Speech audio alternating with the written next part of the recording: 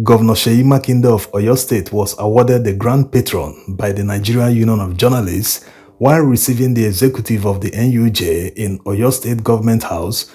He had some hard truths to say. Let's take a listen. The federal government is saying, okay, now we need to import food. It's a big shame. Yes, it's a big shame on this country. We cannot feed ourselves. And then you're saying we should go back to those things that will allow us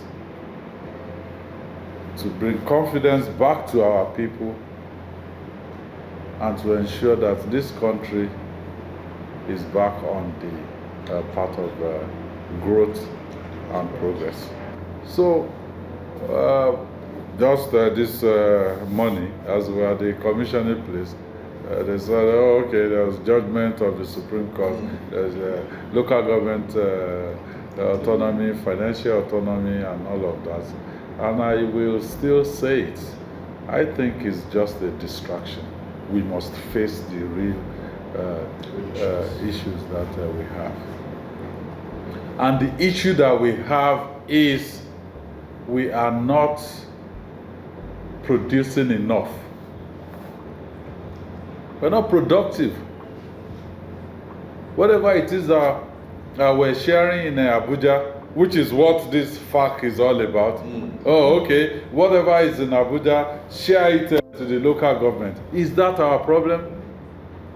Well, okay, maybe it may be a part of the problem that, yes, you want to have a value for what is being shared, but our real problem is productivity.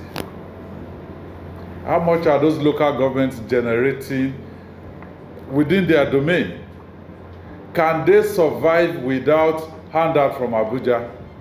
And handout from Abuja, is that the way to go? Is it sustainable?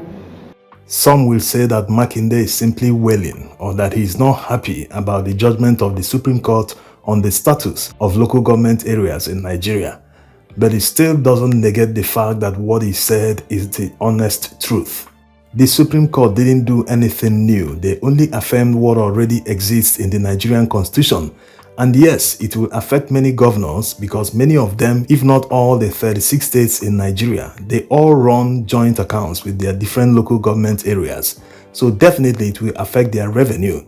And with the Attorney General saying that the Supreme Court judgment takes effect immediately, that means they won't be releasing local government allocations to all the states where they don't have elected chairmen in their different local government areas. And there are many of them, as you can see on the list. All these states, they do not have elected chairmen in their local government areas. They will only receive the state allocations, which will drastically reduce their monthly allocation. Now, to what Makinde said about productivity, whether the local government areas will be productive enough to depend on themselves without depending on federal allocations. First of all, they will need to get back to their roles as guaranteed by the Constitution. Local government areas are responsible for cleaning the streets, sweeping everywhere, cleaning the gutters, even tarring some of the roads that are local government roads. They can also build infrastructure like schools. Primary schools are under the local government. So before they can get back to their constitutional roles in order to generate revenue, they need to take back the powers from the state government because most state governments have set up sanitation agencies. Sanitation is supposed to be under the local government area. Just like they have Loma in Lagos, they are responsible for waste disposal. They collect money from residents, they make money from there. So for this to work for the local government areas, that would mean that the states will close down the waste disposal agencies because it is the responsibility of the local government areas. They will need to conduct the affairs themselves and generate revenue. That revenue, they will have to direct it to investment and development in their local government areas. Now, to what Makinde said about food importation, that it is shameful that we are importing food that we can't feed ourselves. Yes, this is the fault of the federal government. Let no one blame the states or any other person. It is the central role of the federal government. Think of it this way: if you had 1 million naira as savings in early 2023 and the federal government devalued the naira to the tune of 200%, that means that your 1 million naira effectively became about 500 or 400,000 naira. Yes, despite the fact that you still have 1 million naira, the purchasing power, the value of the 1 million naira effectively became 300 or 400,000 naira. This is exactly what is happening in Nigeria today. That's why the price of many products in the market have effectively tripled or doubled in some cases. Even locally manufactured goods, they still depend on a supplier who depends on another supplier that depends on foreign exchange to import the product, the raw material that is needed to manufacture the goods that you buy in the market. So effectively, once Naira has been devalued, it affects everyone down the line to the consumer. Now add another Tinubu's policy, which is removal of petrol subsidy. You will see how it affects a farmer. When he goes to market to buy fertilizer, the price has tripled or doubled depending on the type he's buying. When he wants to move his farm produce to the market, from the farm to the market, he needs to charter a vehicle to do that. The price for the transportation has tripled or doubled.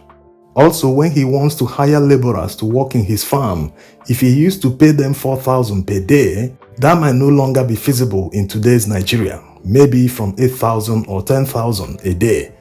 So you see, there's no way that the farmer will eat all the cost, all the additional cost that was introduced by the policies of the federal government. He will simply pass it to the consumer. That's why the price of food has increased tremendously in the market today.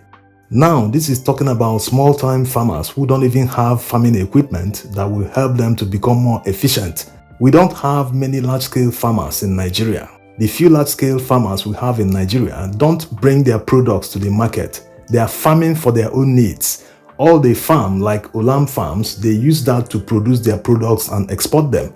So the Nigerian economy doesn't benefit from the direct farming. All they farm in that large-scale farms, the direct farm produce are not sold in Nigerian market. So it doesn't have any effect. Nigeria is not benefiting from the economics of scale. So why don't we have large-scale farmers like in other countries? It's simply because of all the challenges Nigerian farmers face.